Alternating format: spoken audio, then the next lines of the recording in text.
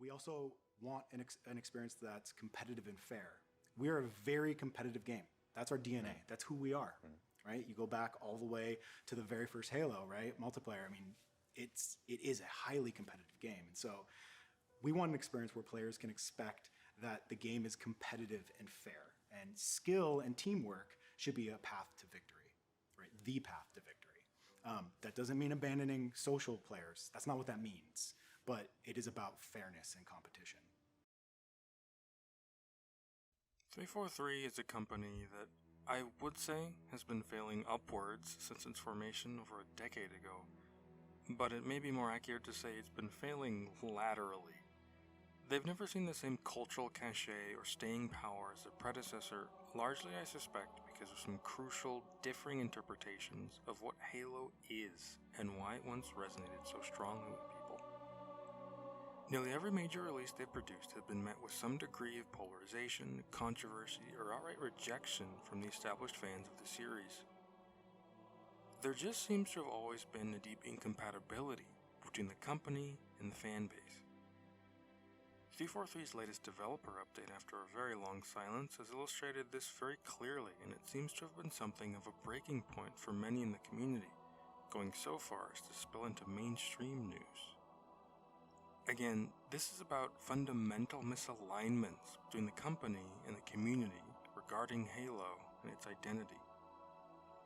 We know from outside reporting that Halo Infinite had a long and hard development rife with competing interests and internal debate about what the game should even be.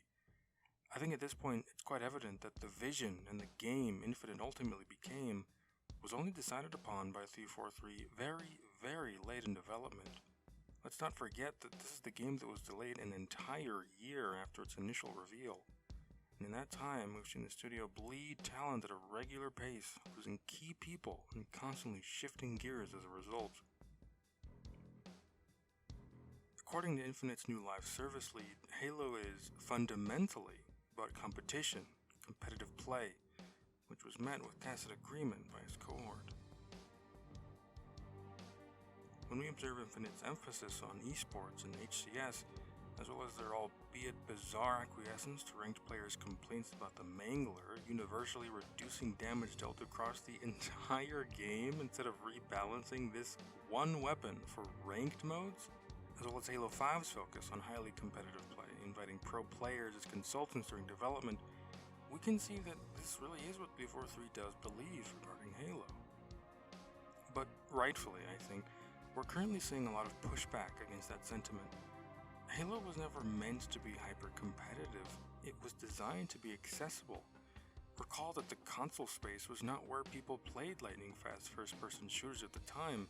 Those were played on PC, where there was serious competition in games like Quake and Counter-Strike.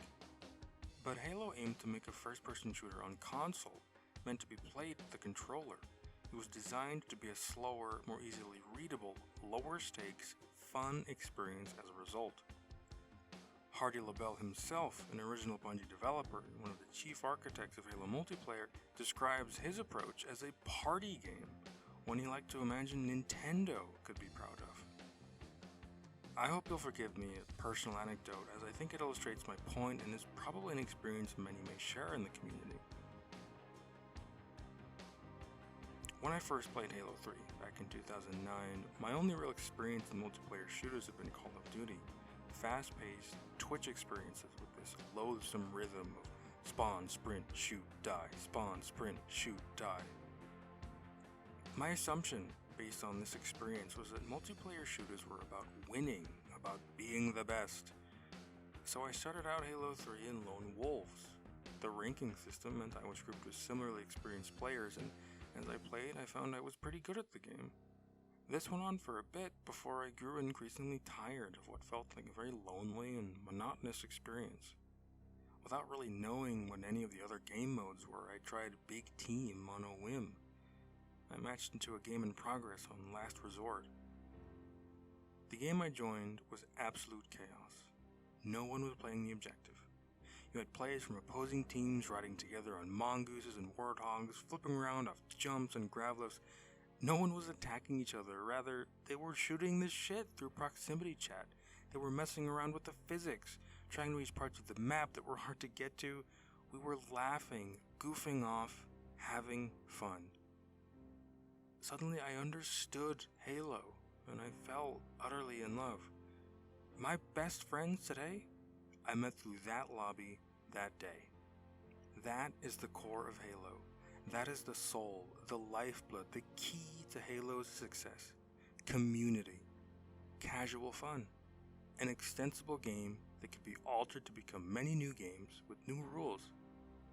Pre- and post-game lobbies, in-game proximity chat, a service record to show off your Spartan and your achievements for bragging rights, file share, forge, custom games, all communal features.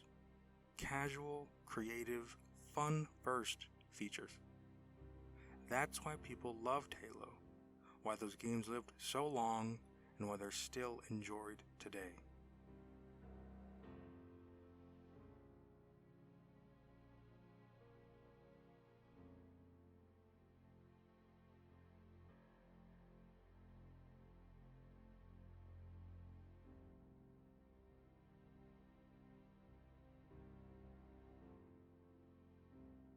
Infinite has come so close.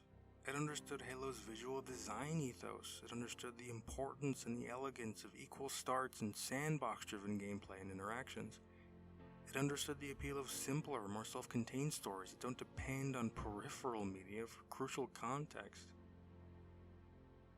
But it failed to understand Halo's soul. It prioritized competitive play, resulting in exhausting games where the player is constantly engaged, constantly sweating. I can hardly get my friends, the same people I met through Halo 3, to play Infinite with me. 343's approach to gameplay and map design, a philosophy of dogged competition, often leaves them frustrated and angry because they haven't put in the time to learn the maps, the strats, the sandbox, etc., and for that, they're punished. The skill-based matchmaking system of Infinite crushes players into playing out of spite, a cruel means of driving user engagement by skewing matchups to make you fail more often, either by putting pressure on you to carry your team or simply be steamrolled by a more skilled opposing team with almost no middle ground. So of course my friends don't enjoy the game. It's dominated by people who've internalized that hyper-competitive ethos. But unlike earlier games, that's all Infinite has to offer. When we were exhausted of PvP in Halo 3 or Reach, we'd open up Forge and mess around, building racetracks or whatever else we felt like. Or maybe we wouldn't build anything at all. Sometimes we'd just go exploring. Or we'd play custom games. Our favorite game was simply called Halo. Play it on a map, simply called Halo. It was a variant of Infection where survivors had to mount a vehicle and drive through a massive obstacle-laden ring, suspended in the sky while trying not to fall off, either due to other drivers or due to the zombie who could snipe or launch rockets at you from above the center of the ring. We'd play that all the time, and it was always so much fun. Infinite doesn't have anything like that, because these features and the flexibility and extensibility that made Halo so evergreen and exciting simply weren't prioritized. Because all that stuff, it could wait. More important was HCS. More important was the in-game store, driven by fear of missing out, an approach to customization that stifles expression and individuality, a manipulative challenge system in place of a proper progression system that demands specific behaviors or else pressures you into buying or using challenge swaps. All this was more important than making a game that could be anything you wanted it to, the way Halo always had been. And so Infinite squandered the biggest launch in series history, perhaps in the belief that competitive play streamed on PC and big esports events would be enough for Infinite to thrive, staking its identity on it seemingly. But without those other avenues for people to enjoy the game, without a space for community, no community could form. Population dwindled, and now even die-hard players are out of patience. Misplaced priority has compromised Halo as a brand and hurt a community in search of experiences that simply aren't possible anywhere else. It seems Infinite has seen yet another reboot of sorts in its approach to development in response to ample feedback.